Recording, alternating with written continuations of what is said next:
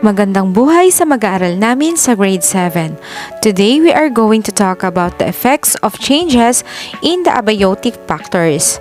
The learning competency of this lesson is to predict the effect of changes in abiotic factors on the ecosystem.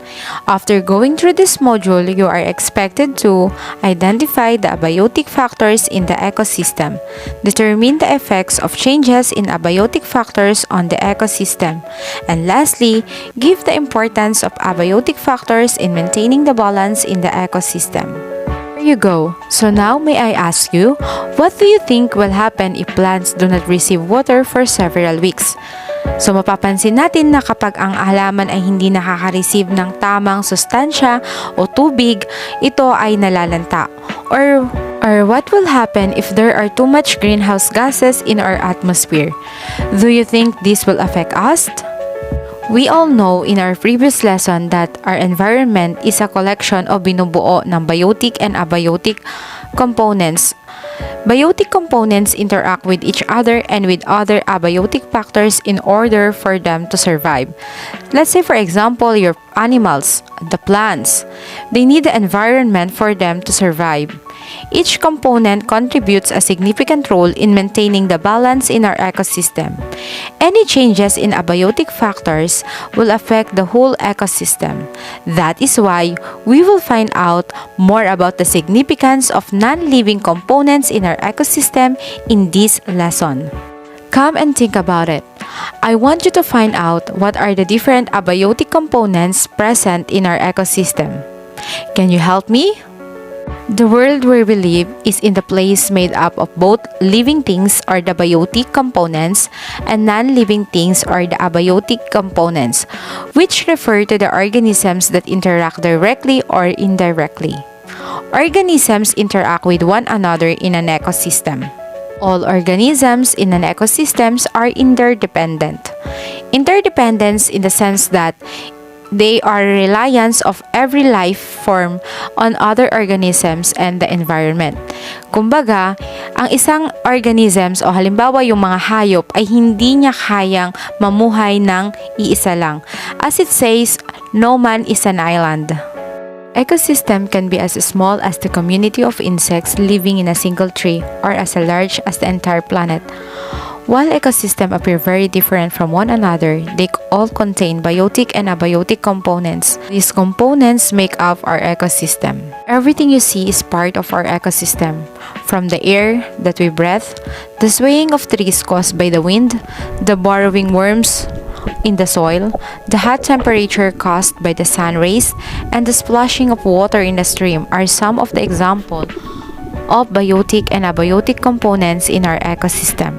Changes in the environment, specifically in abiotic factors, can disrupt the natural balance in the ecosystem. Human interaction has been the cause of many changes in the environment. That is why we need to take care of our environment to maintain its ability to support varied forms of life. And now, here are the major abiotic factors and their effects on the ecosystem. Air or the atmosphere. The atmosphere provides living things with oxygen. It contains of 78% nitrogen, 21% oxygen, and 1% carbon dioxide and other gases. This also protects organisms from certain harmful rays from the sun. Ang ating atmosphere ang nangangalaga sa atin dito sa Earth para tayo ay hindi direktang natatamaan ng sun rays. Ngunit sa paglipas ng panahon, ang number ng gases na present na sa ating atmosphere ay masyado nang nag-iiba at nagbabago. Kadahilan ng nagreresulta ito ng global warming. Halimbawa, kung ang tao ay nagsusunog ng mga fossil fuels at namumutol ng kahoy, this may lead to the increased amount of carbon dioxide and other greenhouse gases in the atmosphere. Too much of these gases can cause Earth's atmosphere to trap more and more heat, leading to global warming. That is one reason kung bakit ang mga plants and animals ay namamatay, dahil hindi nila kayang i-adapt ang sobrang init. 2 is water o hydrosphere. Ang water o tubig ay isang important na factors that support life. Ito ay nakakatulong in order for us to survive para tayo ay mag-grow and reproduce.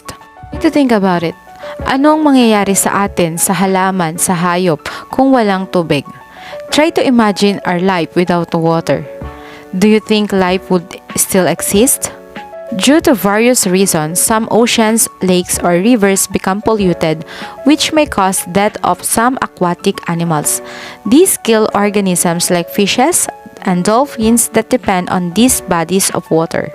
At maliban dito, maraing mga yamang dagat ang nasisira kapag polluted ang ating mga katubigan.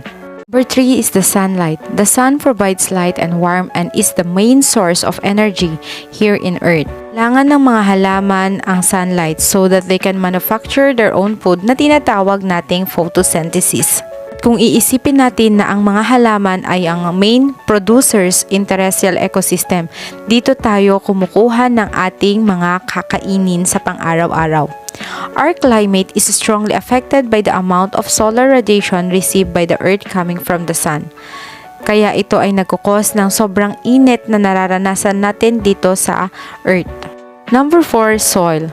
Soil is made up of bits of rocks, water, air, minerals, and other remains of one's living organism. The structure and chemical makeup of soil and rocks in an area affect the types of plants that grow there. Aquatic environments, the characteristics of the underlying sand or rock affect the types of plants and algae that grow. These in return influence the other animals to found there. Soil is important because it provides water and nutrients for plants and animals as their home for many organisms. 5 is temperature. All organisms are adapted to survive between a minimum and maximum range of temperature. Ang Earth natin, ang Earth's surface has different temperature in different areas. While some animals and plants can bear extreme cold and some can survive in a moderate temperature ranges. Due to the climate change, the average global temperature increases. High temperature causes damage not only directly but also because they are usually accompanied by low humidity and drought. These cause dehydration of the plant that result the organisms to death. Kapag sobrang init, ang nangyayari sa population ng mga organism natin ay nababawasan dahil nawawalan sila ng pagkukunan ng pagkain at tubig. Mga organism din tayo na kayang i-adapt ang paiba-ibang temperatura kagaya ng mga ibon. Ang ginagawa lang nila ay nagmamigrate sila kung hindi nila kaya ang temperature. Number 6, wind. Many plants use wind to disperse seeds over relatively long distance. Dispersal can be defined as the movement of individuals away from others of the same species. One common reason why organisms disperse is to find new habitats, rich in needed resources. Strong winds can also destroy things in many places. Changes in abiotic factor due to climate change and natural disaster affect the populations of organisms. Some plants and animals become extinct while others migrate and adapt in order to survive. Example, extreme temperature, flood, soil erosions, volcanic eruption, water pollution, wildfire. These are the example of environmental problems that we encounter at this time due to climate change. Kaya bago maging huli ang lahat, sama-sama nating tulungan at maging responsible tayo sa action natin para ma-survive natin ang ating Mother Earth. And that's it for today. I hope that you understand the relationship of biotic and abiotic components in our ecosystem.